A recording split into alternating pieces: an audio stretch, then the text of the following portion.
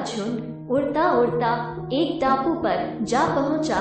वो टापू समुद्र के बीचों बीच स्थित था। वहाँ ढेर सारी मछलियाँ, मेंढक और समुद्री जीव थे। इस प्रकार गिद्धों को वहाँ खाने पीने की कोई कमी नहीं थी। सबसे अच्छी बात ये थी कि वहाँ गिद्धों का शिकार करने वाला कोई जंगली जानवर नहीं था। गिद्ध वहाँ बहुत खुश थे। इतना आराम का जीवन उन्होंने पहले देखा नहीं था। उस झुंड में अधिकांश गिद्ध युवा थे।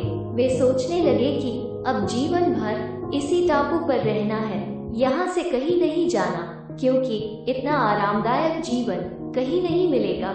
लेकिन उन सब के बीच में एक बूढ़ा गिद्ध भी था। वो जब युवा गिद्धों को देखता तो चिंता में पड़ जाता। वो सोचता कि यहाँ के आरामदायक जीवन का इन युवा गिद्धों पर क्या असर पड़ेगा। क्या ये वास्तविक जीवन का अर्थ समझ पाएंगे?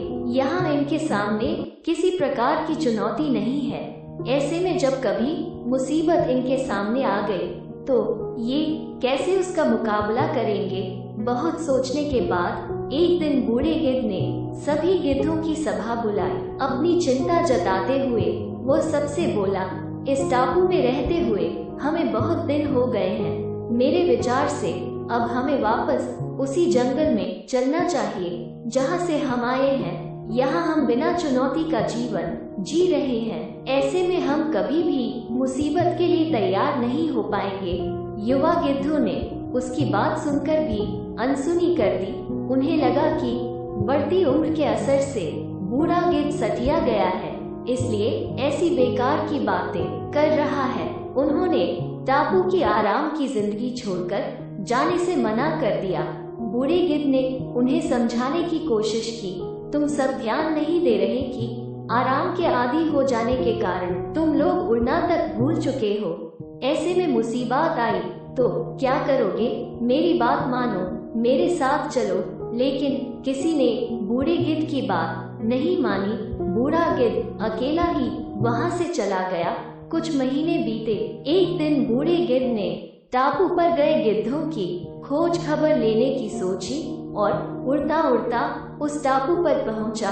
टापू पर जाकर उसने देखा कि वहाँ का नजारा बदला हुआ था। जहाँ देखो वहाँ गिद्धों की लाशें पड़ी थी। कई गिद्ध लहूलुहान और घायल पड़े हुए थे।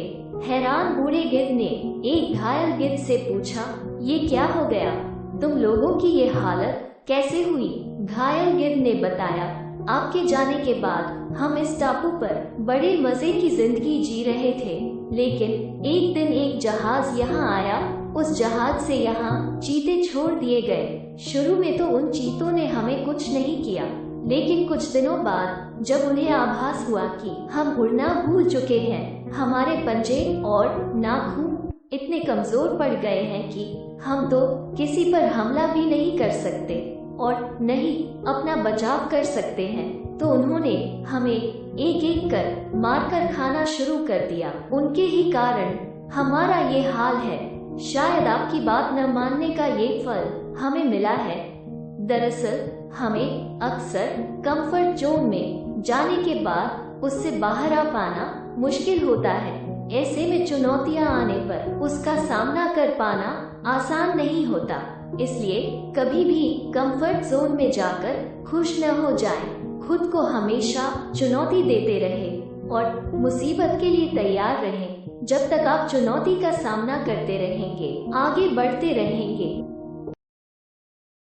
ऐसी ही महत्वपूर्ण कथाओं एवं स्थानों की जानकारी के लिए वीडियो को लाइक, शेयर करने के साथ ही चैनल को सब्सक्राइब जरूर करें।